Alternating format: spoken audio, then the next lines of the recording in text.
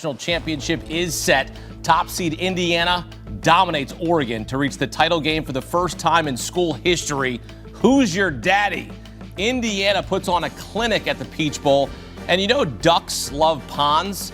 Not on this night. 11 seconds into the game, D'Angelo Pons picks off Dante Moore, returns it 25 yards for a touchdown to make it 7-0 on the first play from scrimmage.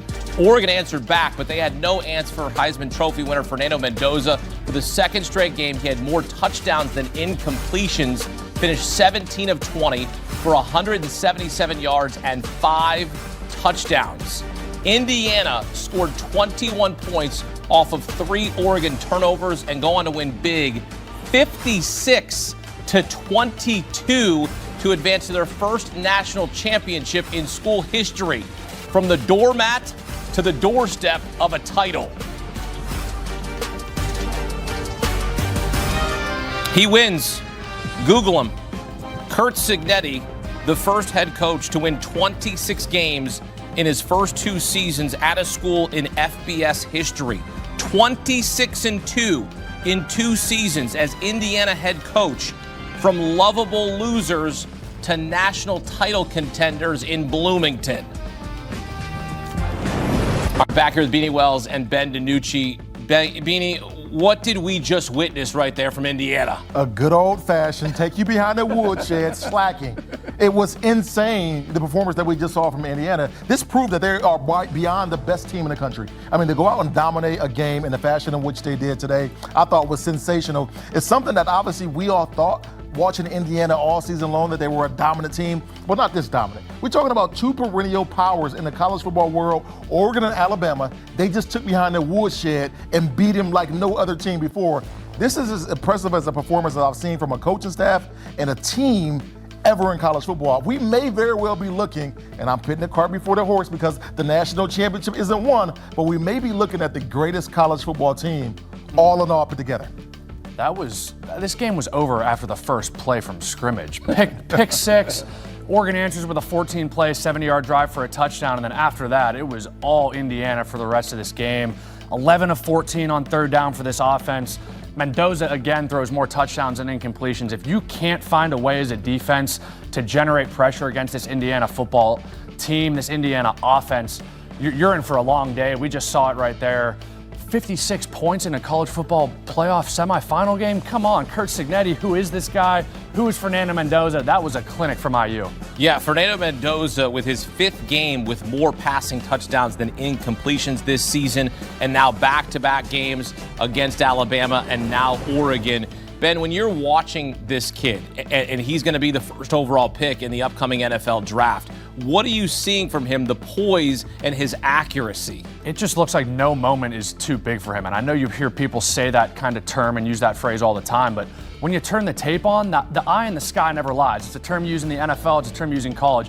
When you turn the tape on and watch Fernando Mendoza and what he does, the ball was on the face mask of the receivers the entire night tonight for 60 minutes from play 1 to play however many they were able to run against this Oregon defense. But Mendoza is surgical. He's accurate. You can tell the ball spins when it comes out of his hand. He's 6'5", 225 pounds, kind of your prototypical NFL quarterback. So he was in control tonight. And the biggest thing, he takes care of the ball. At any level, if you can do that, that's a recipe for success playing the quarterback position. Look, this is the most prepared team that we've seen come out and play a college football game all season long. I mean, every week we talk about Indiana not shooting themselves in the foot, being the most disciplined team, but they are the most prepared and ready for the moment team in the country. We talk about all the games that they had to where they were battle tested. You go back to Penn State, you go back to Iowa, you look at the Ohio State game. They've been in every situation imaginable, and in the biggest moments, all they do is arise to the occasion. I mean, to go back and look at the numbers for Oregon. This wasn't one of those deals to where you look at the stat sheet and say, you know what, they were just blown away far and beyond. No, all the numbers and metrics were close, but the things that matter, turning the football over, you can't do that. Special teams, you can't allow a block punt, especially when you're backed up. And then if you're, Indiana, you do everything well. You force them into situations to where you're forcing them to turn the football over. I mean, this was just an incredible performance. You heard Curt Cignetti talk about, the things that needed to be done for them to win this game. He checked off every single box. 15 yards plus in the run game, explosive plays, 20-yard plus explosive plays in the pass game. They did every single thing imaginable in this game. Well, Oregon was thin at running back, but I'm not sure it would have mattered even if they had Jordan Davison and a healthy Noah Whittington, because the mistakes that Oregon had in this game, it really did them in. Threw the pick six on the first offensive play, lost 2 fumbles in their own territory, missed field goal to end the first half, turnover on downs multiple times in this game, and then a punt blocked in the fourth quarter. Ben, they just couldn't get out of their own way. And I literally and figuratively say that because at one point, Dante Moore ran into the arm of his running back, De'Aaron Hill, and caused the fumble. Yeah, it's tough. You see a play like that from a quarterback who you're not used to seeing making plays like that. That kind of was the writing on the wall a little bit for this Oregon team early in this game tonight. And unfortunately for Oregon, who's played really, really good the majority of the year, the only team they've lost to all year is this Indiana football team. Yeah, 13-0 against everybody else. Yeah, they ran into a buzzsaw tonight. Curt Cignetti has these guys playing an unbelievable brand of football. They're taking the identity of the offensive coordinator, Mike Shanahan, the defensive coordinator, Brian Haynes. They're putting it all together at the right time, and I think this is a matchup here next week that a lot of people are going to be excited to see between Miami and Indiana. I'll tell you what, I can't wait for it. I cannot wait for this performance next week. I mean, the thing when you look at Indiana is, they go out and they play well, they get up on football teams, but they don't stop. They are a suffocating team. Certain teams would have got up by 3 touchdowns and pulled the gas off and let Oregon creep back in as they were trying to. They were still fighting this game, but not this Indiana Hoosiers team. They are so well coached, man, and I can't speak to it enough about their preparation and the mentality that Curt Cignetti implemented into this program that is just reverberating throughout the entire locker room. They're relentless. Mendoza played the whole game. That probably tells you all you need to know. Exactly. They were up 30 points, and he's still in there handing the ball off with 2 minutes left. Were you a little nervous about that? I thought we might get into Dan Quinn territory right there and some malpractice, because as he's late in the game, they don't beat Miami without Fernando Mendoza. I think there's a fine line, and knowing Coach Curt Cignetti, having played for him, I think the thing for him was, hey, I don't want to show my team that I'm letting off the gas at all, right? We're in uncharted territories here. We're trying to do something that's never been done at this school, so I'm just going to kind of play this thing safe, leave my quarterback in there. I know the operation's going to be right. I can kind of start getting some backups in, other than that. But I was very happy to see Mike Shanahan just leave the ball on the ground, and we didn't have a Jaden Daniels situation from a couple weeks ago in the NFL. Fortunately, no injury there. We did see Charlie Becker get banged up, but he's okay. Some of the guys did get banged up in this game, but the big win here, of course, you win by a lot of points, but you get out of this game healthy and you give your chance to win a national championship. Look, I don't want to be over hyperbolic here and hyperbole and talk about this, but I want to just set this up for the context. Indiana had 715 losses coming into this season. That was the most in FBS. Northwestern passed the Hoosiers on the all-time losing list this season. But to think about where Indiana came from to where they are now can be looked at one man, Curt Cignetti.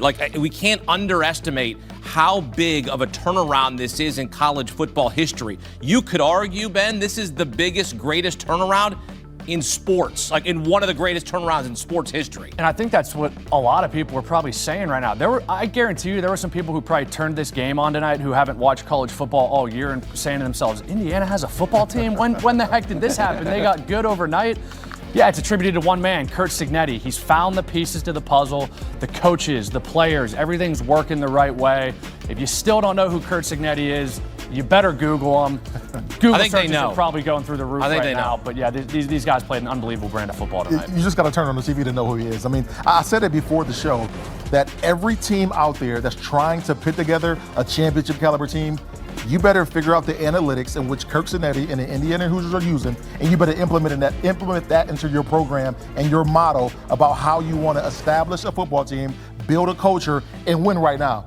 We're not talking about 2, 3, 4, 5, 6 years to build this program. We're talking about he did it last year, and now he's in a national championship. That is the best story in college football history, people. I mean, this just doesn't happen. You don't roll out of the bed and go get a coach from JMU at a program like Indiana and be in a national championship 2 years later. That doesn't happen. It's incredible to see the transformation in Bloomington, and you look at what Indiana has done, and we talk about how great they are, but at this point in the season, we're at the national championship.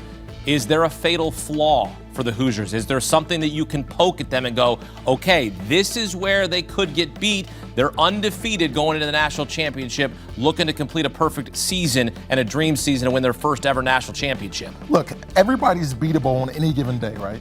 But when you talk about the most prepared teams, the most ready teams, the most battle-tested teams, we've seen that with Indiana. I don't see a chink in their armor. The only thing that can probably creep in is injuries. Obviously, we know that's something that, you can't always control, but the mentality of a team staying focused on the task at hand. I don't see this Indiana team slipping up with their focus and not understanding the magnitude of the moment and where they are right now. I don't see that happening. So if you ask if there's a chink in their armor, is there a way that they can be beat? I don't know. Somebody's going to have to be injured drastically for this football team for those guys to not go out and compete at a high level. I don't think there's a specific area where they can be beat, but do I think Miami has a couple advantages on their team? Yes, they have an unbelievable front seven that we've seen all year, can stop the run, and what did we see last night against Ole Miss? They were able to run the ball at a really, really efficient clip. Now, Indiana is by far going to be the best defense that this Miami team has seen all year, so they're going to have their work cut out for them. But in terms of how Miami and their team is built, they've got a really good front seven and they've got a really good running attack, so you're going to have a chance. Look, change the logo on Indiana's helmets. Okay. We are literally talking about one of the best teams out there that went out and played dominant performances against top-tier talent on a consistent basis. I don't think there's any question for them to be in that conversation as one of the greatest college football teams if they indeed do win a national championship. But right now, they're on the cusp. I think what we're witnessing here is a coronation for the Cream and Crimson, right? I mean, this is what this is, a perfect season capped off by a national championship. Oregon was trying to win their first ever national title. They had been there before. They have been close. They come up well short against this Indiana team. Ben, when you look, and they've got deep pockets, they've got a great recruiting class coming in 2026, 5 stars aplenty. They can